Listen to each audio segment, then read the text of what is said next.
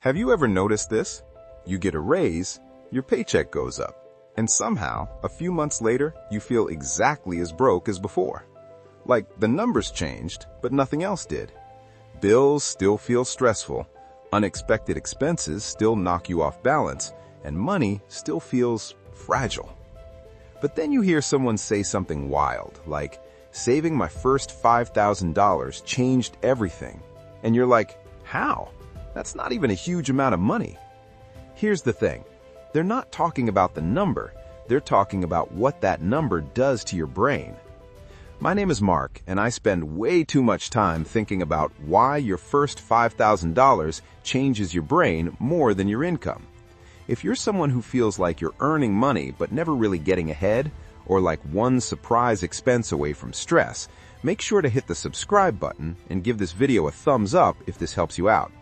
Because what I want to show you today is something most people completely misunderstand about money, and once you see it, you can't unsee it. Look, from the time we're young, we're told one thing.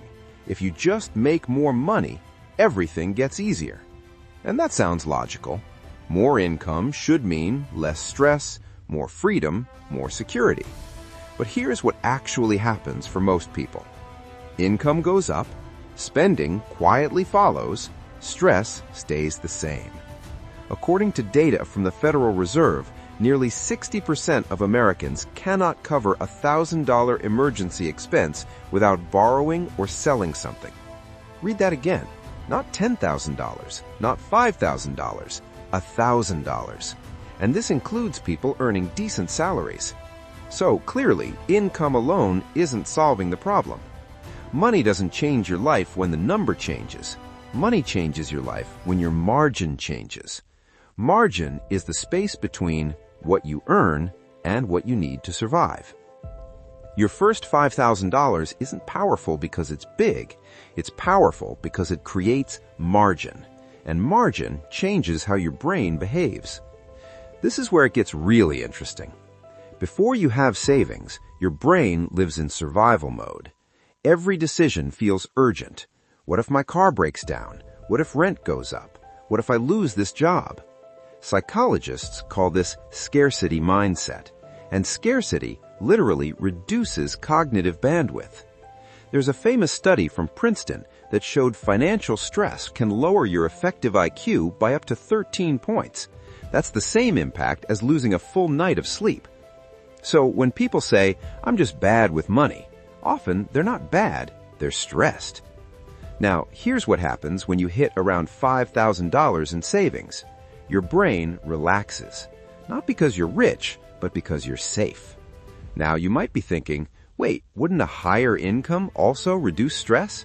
Sometimes, but not in the way you think. Income is flow. Savings is control. Flow depends on your job, your health, your boss, the economy. Savings belongs to you. You can lose income overnight. Savings gives you time. And time is the most underrated financial asset there is. Let's make this concrete.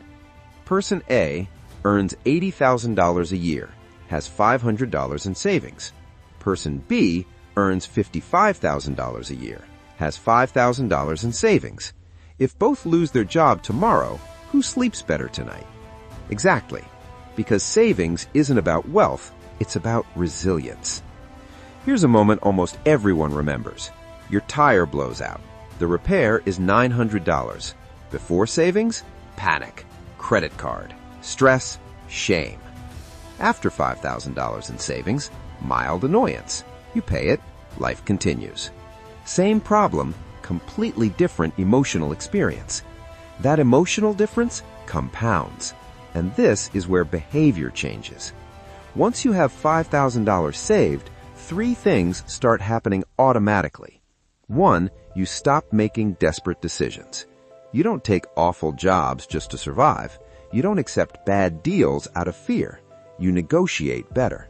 Not because you're confident, but because you're not trapped. 2, you start thinking long-term.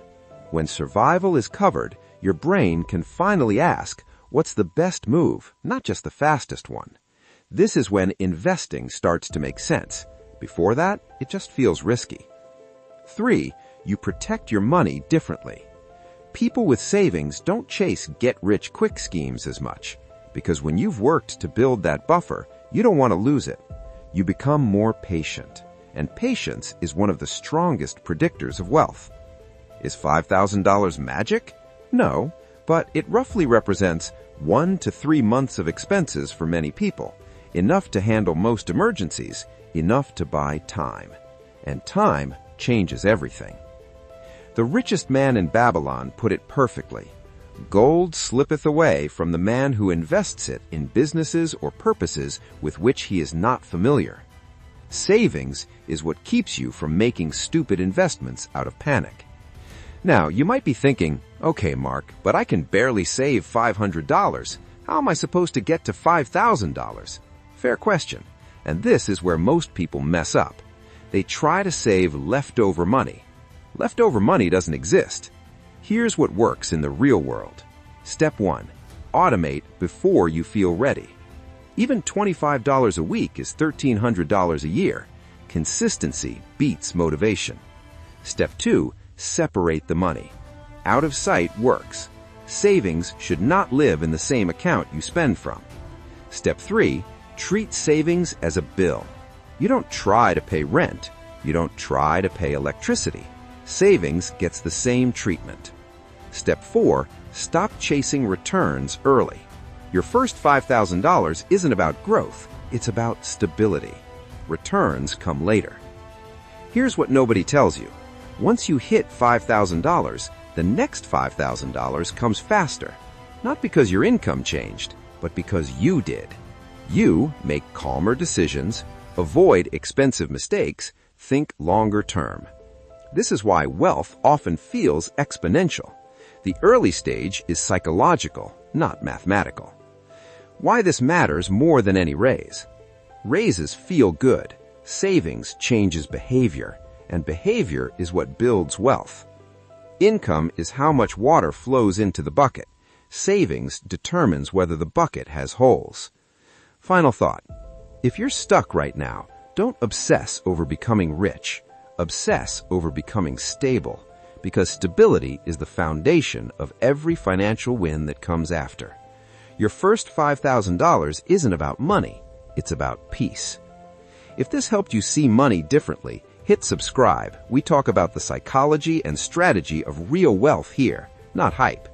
And if you're working toward your first savings milestone, drop a comment below. I read them, and I'll help where I can. Because once your brain changes, your money always follows.